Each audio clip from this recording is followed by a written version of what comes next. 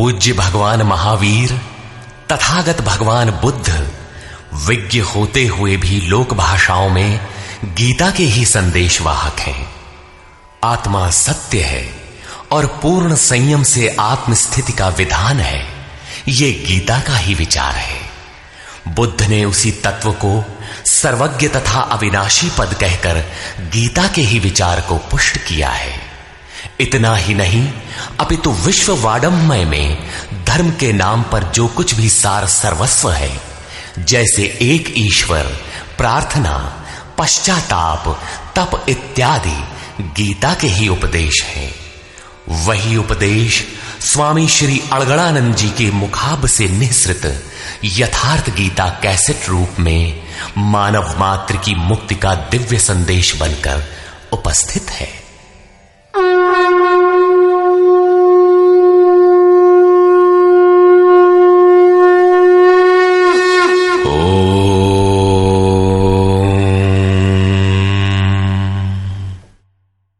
श्री परमात्मने नमः।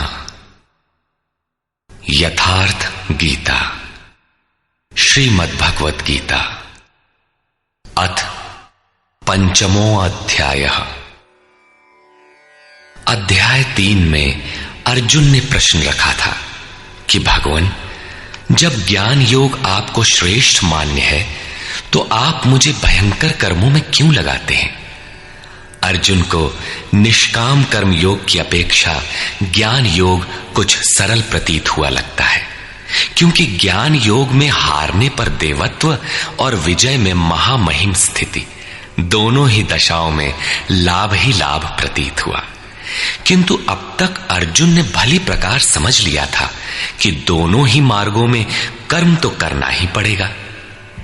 योगेश्वर उसे संशय रहित होकर तत्वदर्शी महापुरुष की शरण लेने के लिए भी प्रेरित करते हैं, क्योंकि समझने के लिए वही एक स्थान है। अतः दोनों मार्गों में से एक चुनने से पूर्व उसने निवेदन किया। अर्जुन उवाच।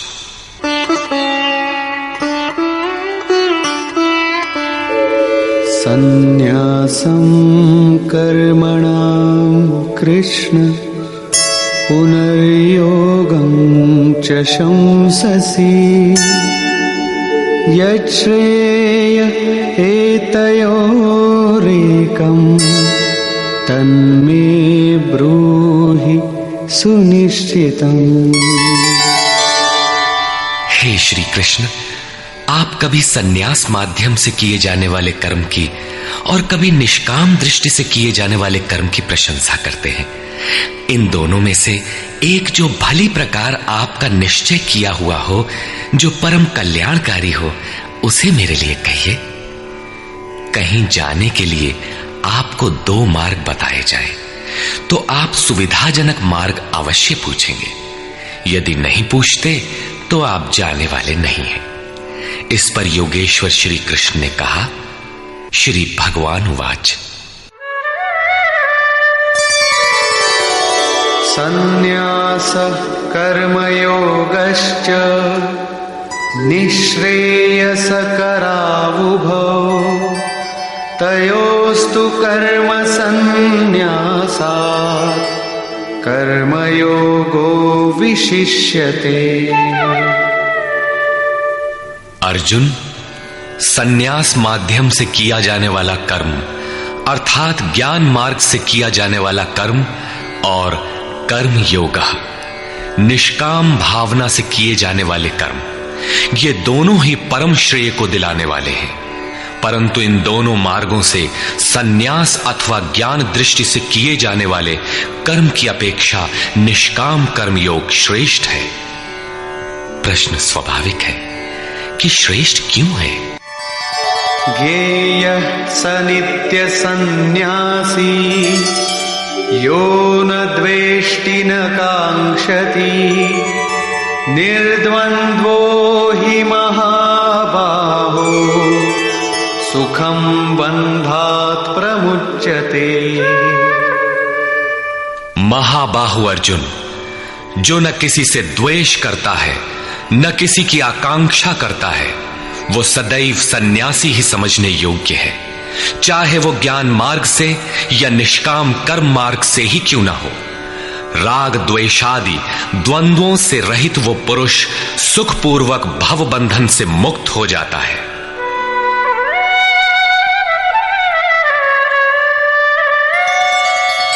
सांख्ययोगौ पृथग् बालाः प्रवदन्ति न पंडिताः एकमप्यास्थितः सम्यग् उभयोर्विन्दते फलम्। निष्काम कर्मयोग तथा ज्ञान योग, इन दोनों को वही अलग अलग बताते हैं जिनकी समझ इस पथ में अभी बहुत हल्की है, न कि पूर्ण ज्ञाता पंडित लोग। क्योंकि दोनों में से एक में भी अच्छी प्रकार स्थित हुआ पुरुष दोनों के फल रूप परमात्मा को प्राप्त होता है। दोनों का फल एक है, इसलिए दोनों एक ही समान है।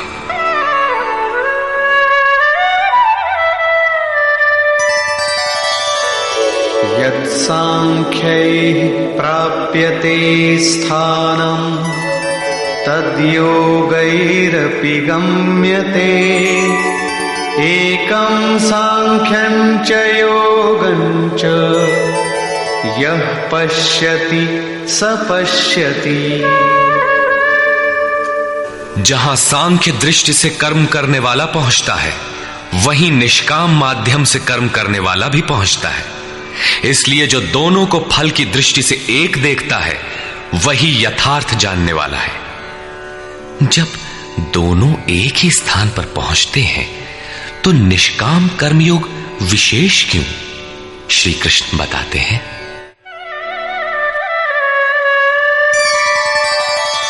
संन्यासस्तु महाबाहो दुःखमाप्तुमयो गतः योगयुक्तो मुनिर्ब्रह्म न चिरेणाधिगच्छति।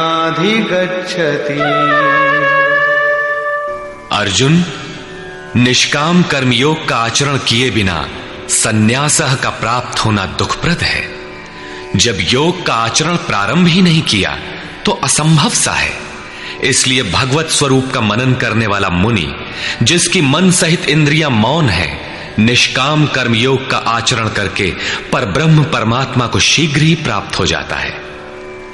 स्पष्ट है कि ज्ञान योग में निष्काम कर्मयोग का ही आचरण करना पड़ेगा, क्योंकि क्रिया दोनों में एक ही है। वही यज्ञ की क्रिया है, जिसका शुद्ध अर्थ है आराधना। दोनों मार्गों में अंतर केवल कर्ता के दृष्टिकोण का है।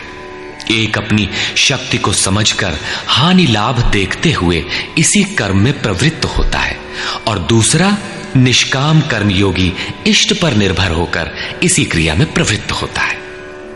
उदाहरणार्थ, एक प्राइवेट पढ़ता है, दूसरा नॉमिनेट। दोनों का पाठ्यक्रम एक ही है, परीक्षा एक है, परीक्षक निरीक्षक दोनों में एक ही है। ठीक इसी प्रकार दोनों के सद्गुरु तत्वदर्शी हैं और एक ही है, केवल दोनों के पढ़ने का दृष्टिकोण भिन्न है। पीछे जैसे श्री कृष्ण ने कहा कि काम और क्रोध दुर्जय शत्रु हैं, अर्जुन इन्हें तू मार। अर्जुन को लगा कि ये तो बड़ा कठिन है, किंतु श्री कृष्ण ने कहा, नहीं, शरीर से परे इंद्रियां हैं, इंद्रियों से परे मन है, मन से परे बुद्धि है, बुद्धि से परे तुम्हारा स्वरूप है। तुम वहां से प्रेरित हो। इस प्रकार अपनी शक्ति को सामने रखकर स्वावलंबी होकर कर्म में प्रवृत्त होना ज्ञान योग है। समर्पण के साथ इष्ट पर निर्भर होकर उसी कर्म में प्रवृत्त होना निष्काम कर्म योग है। दोनों की क्रिया एक है और परिणाम भी एक ही है। इसी पर बल देकर योगेश्वर श्री कृष्ण यहां कहते हैं कि योग का आचरण किए बिना सन्यास अर्थात शुभाशुभ कर्मों के अंत की स्थिति का प्राप्त होना असंभव है। श्री कृष्ण के अनुसार ऐसा कोई योग नहीं है कि हाथ पर हाथ रखकर बैठे बैठे कहो कि मैं परमात्मा हूं, शुद्ध हूं, बुद्ध हूं, मेरे लिए न तो कर्म है न बंधन, मैं भला बुरा कुछ करता दिखाई पड़ता भी हूं तो इंद्रियां अपने अर्थों में बरत रही हैं। ऐसा पाखंड श्री कृष्ण के शब्दों में कदापि नहीं है। साक्षात योगेश्वर भी अपने अनन्य सखा अर्जुन को बिना कर्म की ये स्थिति नहीं दे सके। यदि ऐसा वे कर सकते तो गीता की आवश्यकता ही क्या थी। कर्म तो करना ही पड़ेगा। कर्म करके ही सन्यास की स्थिति को पाया जा सकता है और योग युक्त पुरुष शीघ्र ही परमात्मा को प्राप्त हो जाता है। योग युक्त पुरुष के लक्षण क्या है, इस पर कहते हैं,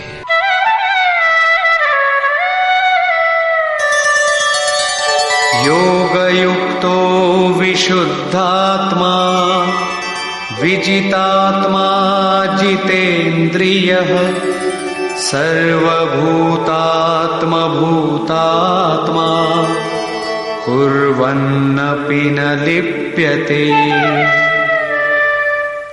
विशेष रूप से जीता हुआ है शरीर जिसका, जीती हुई है इंद्रियां जिसकी, और विशेष रूप से शुद्ध है अंतःकरण जिसका, ऐसा पुरुष संपूर्ण भूत प्राणियों की आत्मा के मूल उद्गम परमात्मा से एक ही भाव हुआ योग से युक्त है। वो कर्म करता हुआ भी उससे लिप्त नहीं होता। तो करता क्यों है? पीछे वालों में परम कल्याणकारी बीज का संग्रह करने के लिए लिप्त क्यों नहीं होता? क्योंकि संपूर्ण प्राणियों का जो मूल उद्गम है, जिसका नाम परम तत्व परमात्मा है, उस तत्व में वो स्थित हो गया। आगे कोई वस्तु नहीं जिसकी शोध करे। पीछे वाली वस्तुएं छोटी पड़ गई तो भला आसक्ति किसमें करे? इसलिए वो कर्मों से आवृत्त नहीं होता। ये योग युक्त की पराकाष्ठा का चित्रण है। पुनः योग युक्त पुरुष की रहनी स्पष्ट करते हैं कि वो करते हुए भी उससे लिप्त क्यों नहीं होता। नैव किंचित करोमीति युक्तो मन्येत तत्त्ववित् पश्यन् शृण्वन् स्पृशन् जिघ्रन् अश्नन् गच्छन् स्वपन् श्वसन् प्रलपन् विसृजन् गृह्णन् उन्मिषन् निमिषन्नपि इन्द्रियाणीन्द्रियार्थेषु वर्तन्त इति धारयन्। परम तत्व परमात्मा को साक्षात्कार सहित जानने वाले योग युक्त पुरुष की ये मन स्थिति अर्थात अनुभूति है कि मैं किंचित मात्र भी कुछ नहीं करता हूं। ये उसकी कल्पना नहीं, बल्कि ये स्थिति उसने कर्म करके पाई है। अब प्राप्ति के पश्चात वो सब कुछ सुनता हुआ, स्पर्श करता, सूंघता, भोजन करता, गमन करता, सोता, श्वास लेता, त्याग करता, ग्रहण करता, आंखों को खोलता और मीचता हुआ भी इंद्रियां अपने अर्थों में बरतती हैं। ऐसी धारणा वाला होता है परमात्मा से बढ़कर कुछ है ही नहीं, और जब उसमें वो स्थित ही है तो उससे बढ़कर किस सुख की कामना से वो किसी का स्पर्श इत्यादि करेगा। यदि कोई श्रेष्ठ वस्तु आगे होती तो आसक्ति अवश्य रहती, किंतु प्राप्ति के बाद अब और आगे जाएगा कहां और पीछे त्यागेगा क्या? इसलिए योग युक्त पुरुष लिप्त नहीं होता। इसी को एक उदाहरण के माध्यम से प्रस्तुत करते हैं। ब्रह्मण्याधाय कर्माणि संगं त्यक्त्वा करोति यः लिप्यते न स पापेन पद्मपत्रमिवाम्भसा। कमल कीचड़ में होता है, उसका पत्ता पानी के ऊपर तैरता है, लहरें रात दिन उसके ऊपर से गुजरती हैं, किंतु आप पत्ते को देखें, सूखा मिलेगा। जल की एक बूंद भी उस पर टिक नहीं पाती। कीचड़ और जल में रहते हुए भी वो उससे लिप्त नहीं होता। ठीक इसी प्रकार जो पुरुष सब कर्मों को परमात्मा में विलय करके साक्षात्कार के साथ ही कर्मों का विलय होता है, इससे पूर्व नहीं। आसक्ति को त्याग करके अब आगे कोई वस्तु नहीं, अतः आसक्ति नहीं रहती, इसलिए आसक्ति को त्याग कर कर्म करता है। वो भी इसी प्रकार लिप्त नहीं होता। फिर वो करता क्यों है? आप लोगों के लिए, समाज के कल्याण साधन के लिए, पीछे वालों के मार्गदर्शन के लिए। इसी पर बल देते हैं। कायेन मनसा बुद्ध्या केवलैरिन्द्रियैरपि योगिनः कर्म कुर्वन्ति संगम त्यक्त्वात्मशुद्धये। योगी जन केवल इंद्रिय, मन, बुद्धि और शरीर द्वारा भी आसक्ति त्याग कर आत्मशुद्धि के लिए कर्म करते हैं। जब कर्म ब्रह्म में विलय हो चुके तो क्या अब भी आत्मा अशुद्ध ही है? नहीं, वे सर्वभूतात्म भूतात्मा हो चुके हैं। संपूर्ण प्राणियों में वे अपनी ही आत्मा का प्रसार पाते हैं। उन समस्त आत्माओं की शुद्धि के लिए, आप सबका मार्गदर्शन करने के लिए वे कर्म में बरतते हैं। शरीर, मन, बुद्धि तथा केवल इंद्रियों से वो कर्म करता है। स्वरूप से वो कुछ भी नहीं करता, स्थिर है। बाहर से वो सक्रिय दिखाई देता है, किंतु भीतर उसमें असीम शांति है। रस्सी जल चुकी, मात्र ऐंठन आकार शेष है, जिससे बंध नहीं सकता। युक्तः कर्म फलं त्यक्त्वा शान्तिमाप्नोति नैष्ठिकीम् अयुक्तः कामकारेण फले सक्तो निबध्यते। योग युक्त अर्थात योग के परिणाम को प्राप्त पुरुष जो सब प्राणियों के आत्मा के मूल परमात्मा में स्थित है, ऐसा योगी कर्म के फल को त्याग कर, कर्मों का फल परमात्मा उससे भिन्न नहीं है, इसलिए अब कर्म फल को त्याग कर नैष्ठिकीम शांतिम आपनोति, शांति की अंतिम अवस्था को प्राप्त होता है, जिसके आगे कोई शांति शेष नहीं है, जिसके पश्चात वो कभी अशांत नहीं होता। किंतु अयुक्त पुरुष जो योग के परिणाम से युक्त नहीं है, अभी रास्ते में है, ऐसा पुरुष फल में आसक्त हुआ। फल है परमात्मा, उसमें उसका आसक्त होना आवश्यक है, इसलिए फल में आसक्त होने पर भी काम कारेण निबध्यते, कामना करके बंध जाता है, अर्थात पूर्ति पर्यंत कामनाएं जागृत होती है। अतः साधक को पूर्ति पर्यंत सावधान रहना चाहिए। महाराज जी कहा करें, हो तनिको हम अलग, भगवान अलग है, तो माया कामयाब हो सकती है। कल ही प्राप्ति होनी हो, किंतु आज तो वो अज्ञानी ही है। अतः पूर्ति पर्यंत साधक को असावधान नहीं होना चाहिए।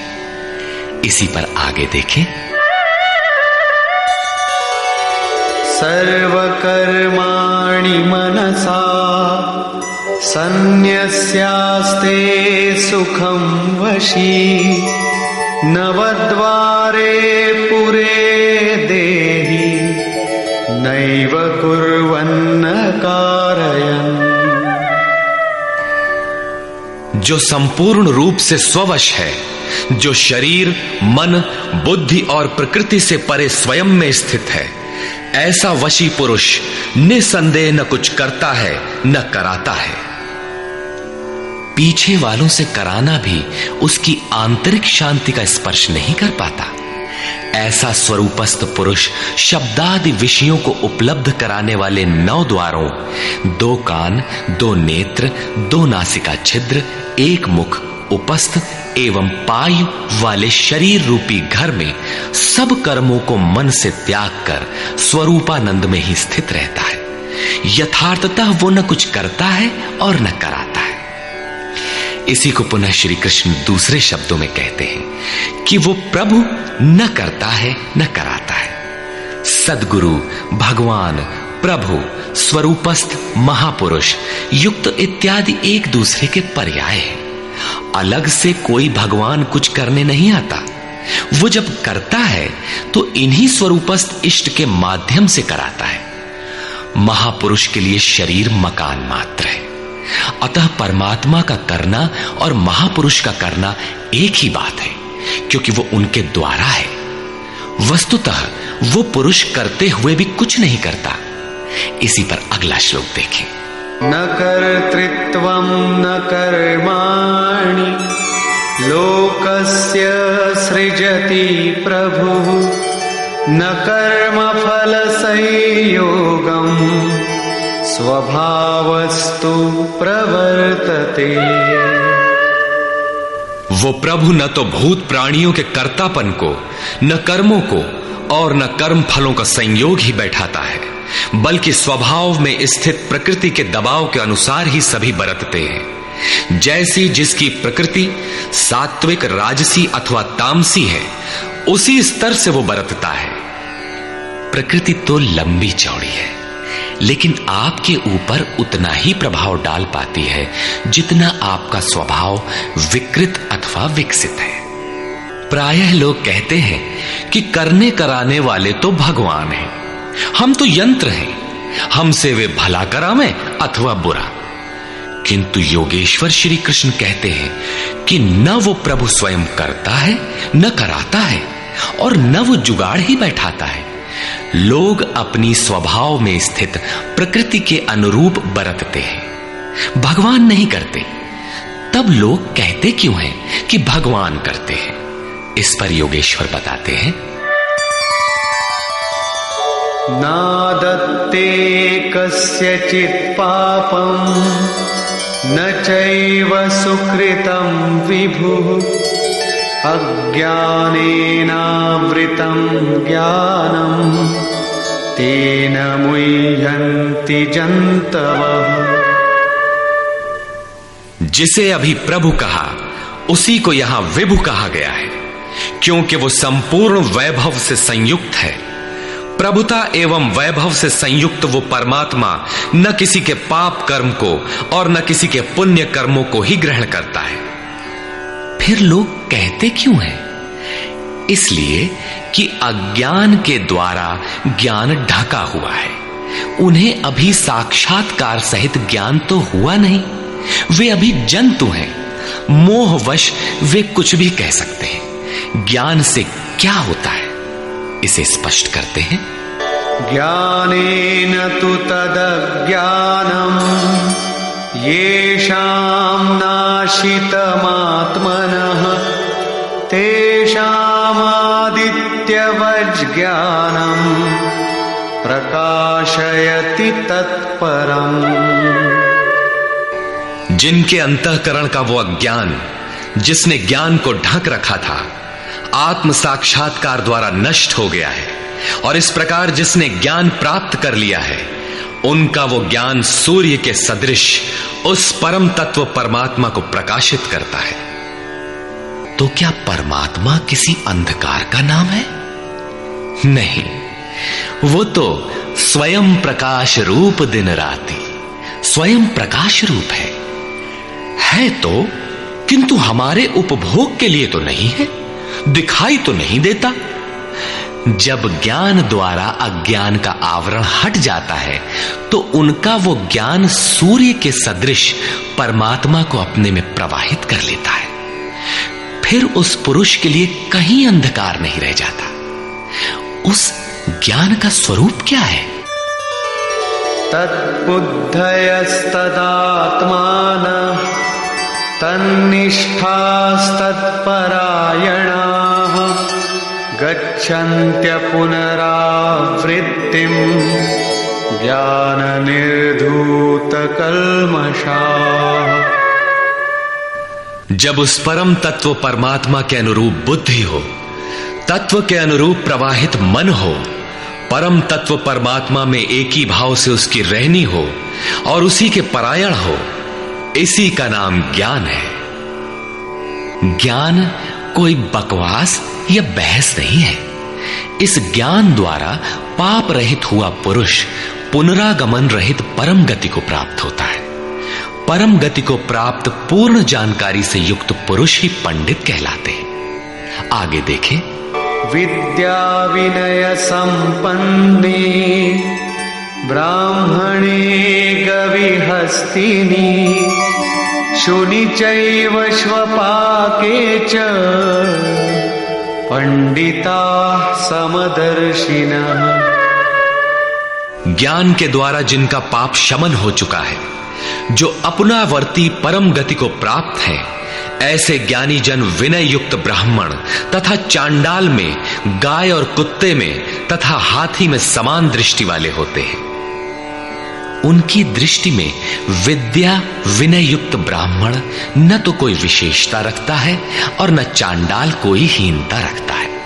न गाय धर्म है और न कुत्ता अधर्म, और न हाथी विशालता ही रखता है। ऐसे पंडित ज्ञाता जन समदर्शी और समवर्ती होते हैं। उनकी दृष्टि चमड़ी पर नहीं रहती, बल्कि आत्मा पर पड़ती है।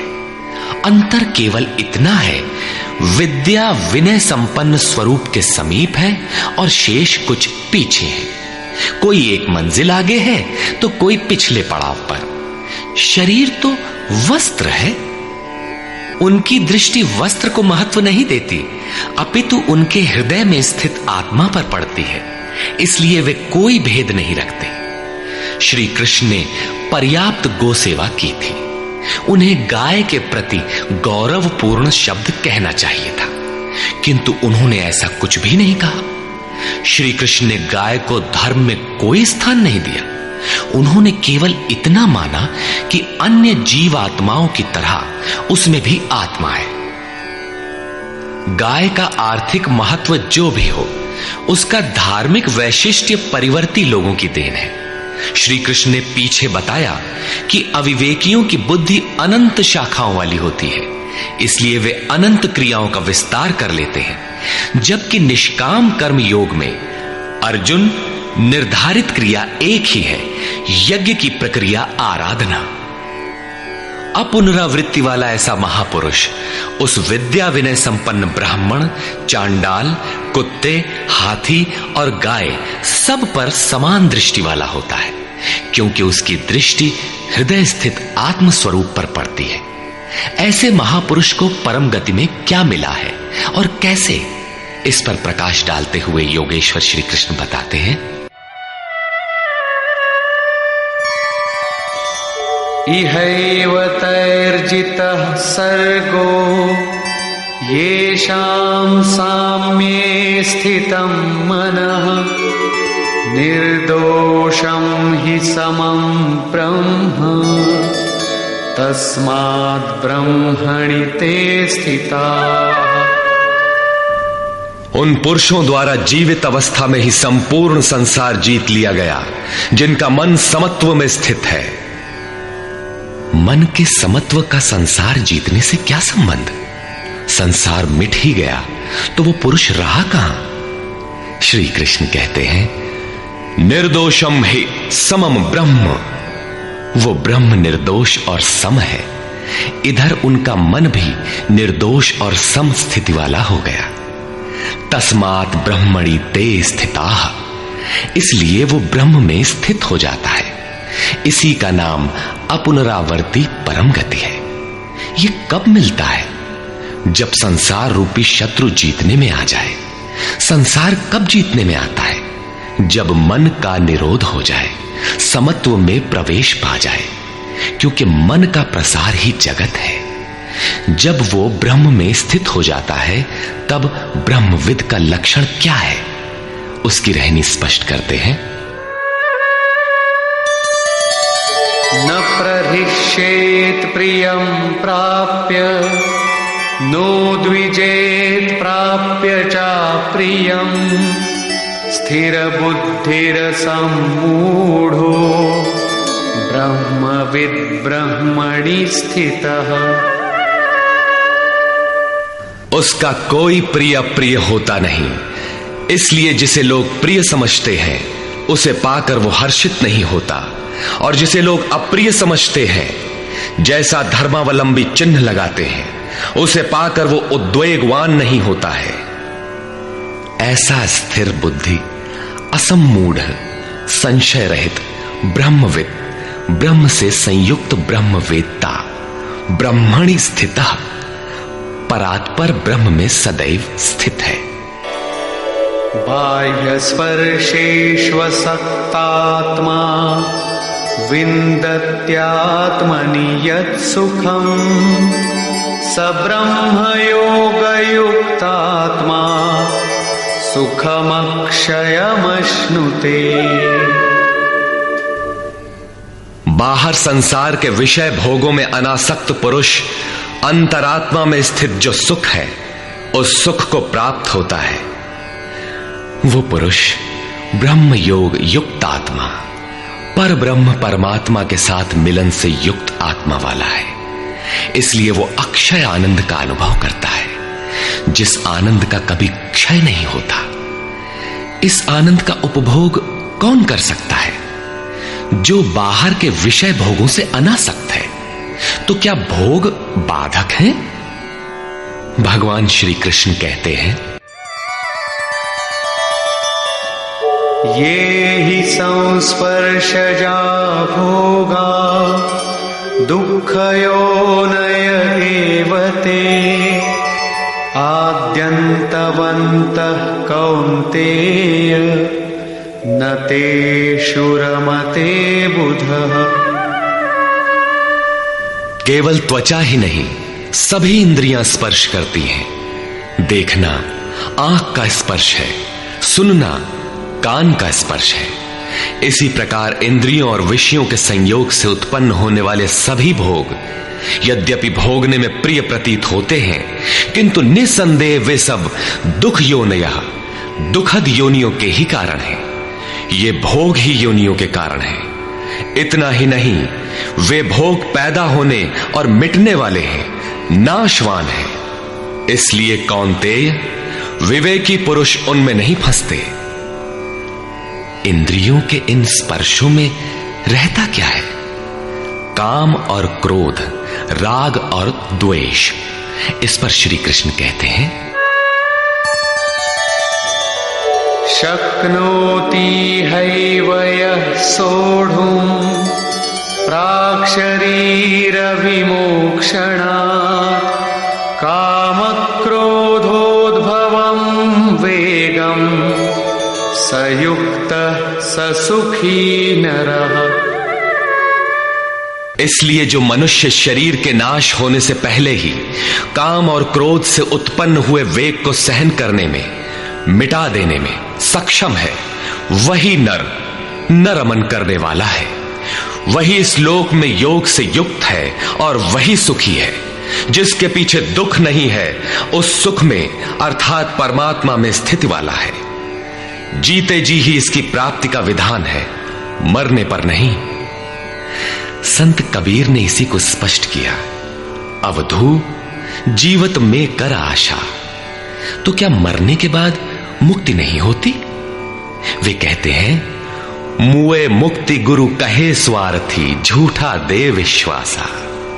यही योगेश्वर श्री कृष्ण का कथन है कि शरीर रहते मरने से पहले ही जो काम क्रोध के वेग को मिटा देने में सक्षम हो गया, वही पुरुष इस लोक में योगी है, वही सुखी है। काम क्रोध बाह्य स्पर्श ही शत्रु है, इन्हें आप जीते।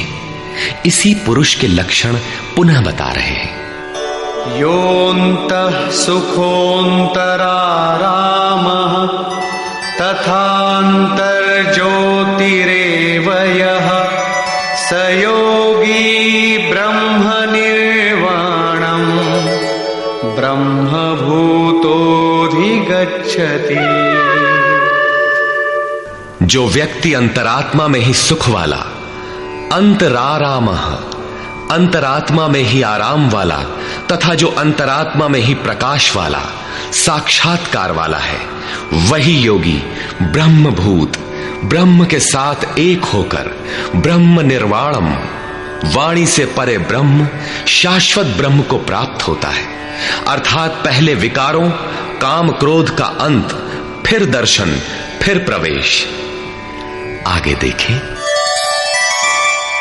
लभन्ते ब्रह्म निर्वाणम् ऋषयः क्षीणकल्मषाः छिन्नद्वैधायतात्मानः सर्वभूतहिते रताः। परमात्मा का साक्षात्कार करके जिनका पाप नष्ट हो गया है, जिनकी दुविधाएं नष्ट हो गई हैं, संपूर्ण प्राणियों के हित में जो लोग लगे हुए हैं, प्राप्ति वाले ही ऐसा कर सकते हैं। जो स्वयं गड्ढे में पड़ा है वो दूसरों को क्या बाहर निकालेगा। इसलिए करुणा महापुरुष का स्वाभाविक गुण हो जाता है। तथा यतात्मानः जितेंद्रिय ब्रह्मवेत्ता पुरुष शांत पर ब्रह्म को प्राप्त होते हैं। उसी महापुरुष की स्थिति पर पुनः प्रकाश डालते हैं। काम क्रोध वियुक्तानां यतीनां यतचेतसाम् अभितो ब्रह्म निर्वाणं वर्तते विदितात्मनाम्। काम और क्रोध से रहित जीते हुए चित्त वाले परमात्मा का साक्षात्कार किए हुए ज्ञानी पुरुषों के लिए सब ओर से शांत पर ब्रह्म ही प्राप्त है। बार बार योगेश्वर श्री कृष्ण उस पुरुष की रहनी पर बल दे रहे हैं जिससे प्रेरणा मिले। प्रश्न लगभग पूर्ण हुआ। अब वे पुनः बल देते हैं कि इस स्थिति को प्राप्त करने का आवश्यक अंग श्वास प्रश्वास का चिंतन है। यज्ञ की प्रक्रिया में प्राण का अपान में हवन, अपान का प्राण में हवन, प्राण अपान दोनों की गति का निरोध उन्होंने बताया था। उसी को समझा रहे हैं।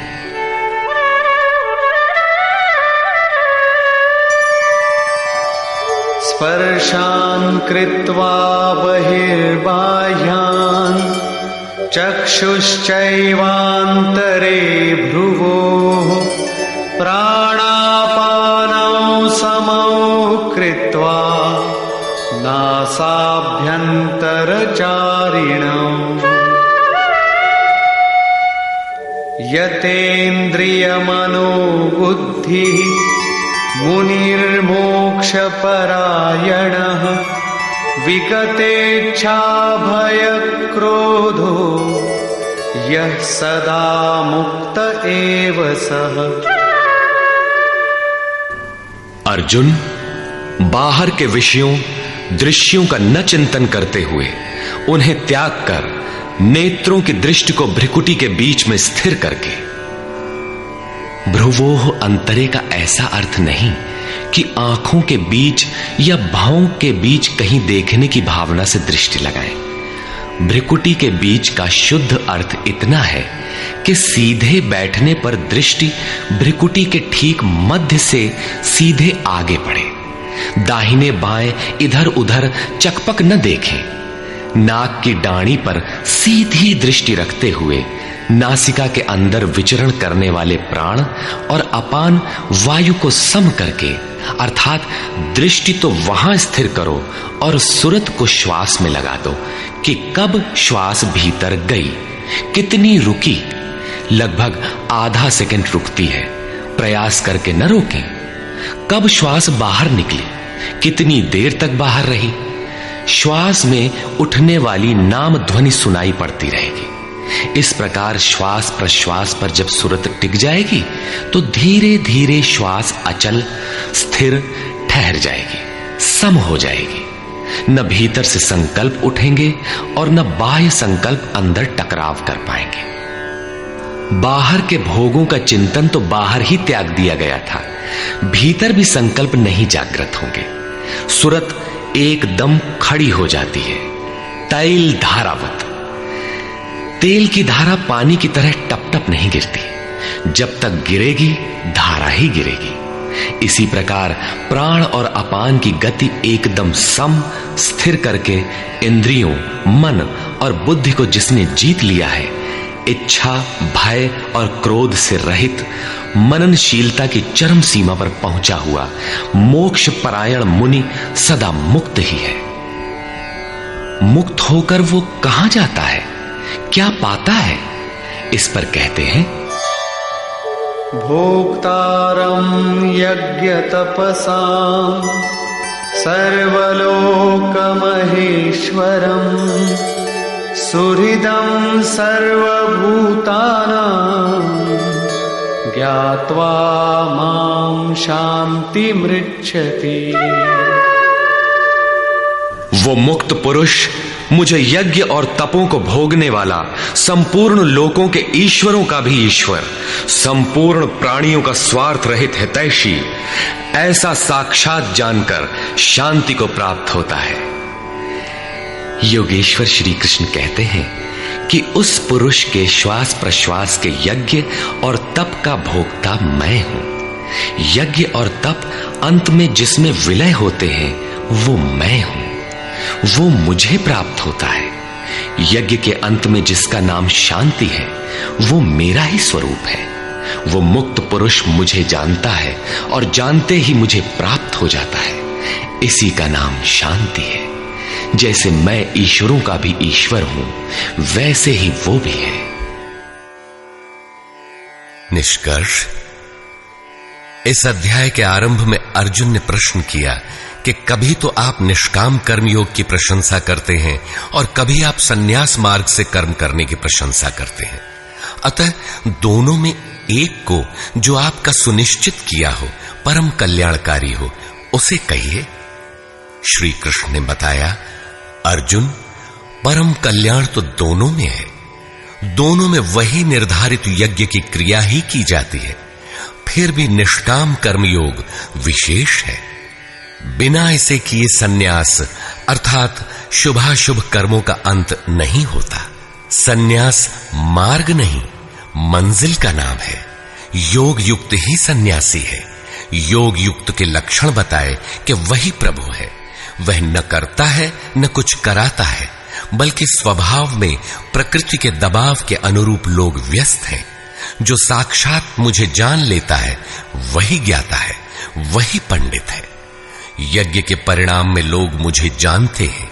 श्वास प्रश्वास का जप और यज्ञ तप जिसमें विलय होते हैं, मैं ही हूं। यज्ञ के परिणाम स्वरूप मेरे को जानकर वे जिस शांति को प्राप्त होते हैं, वह भी मैं ही हूं। अर्थात श्री कृष्ण जैसा महापुरुष जैसा स्वरूप उस प्राप्ति वाले को भी मिलता है।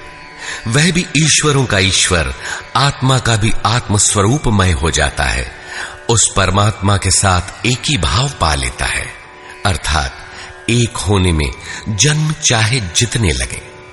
इस अध्याय में स्पष्ट किया कि यज्ञ तपों का भोक्ता महापुरुषों के भी अंदर रहने वाली शक्ति महेश्वर है। अतः ओम तत्सदिति श्रीमद्भगवद्गीतासु उपनिषत्सु ब्रह्म विद्यायाम योग शास्त्रे श्री कृष्णार्जुन संवादे यज्ञ भोक्ता महापुरुषस्त महेश्वरः नाम पंचमोऽध्यायः। इस प्रकार स्वामी अड़गड़ानंद कृत श्रीमद् भगवद गीता के भाष्य यथार्थ गीता का 5वां अध्याय पूर्ण होता है। हरि ओम तत्सत।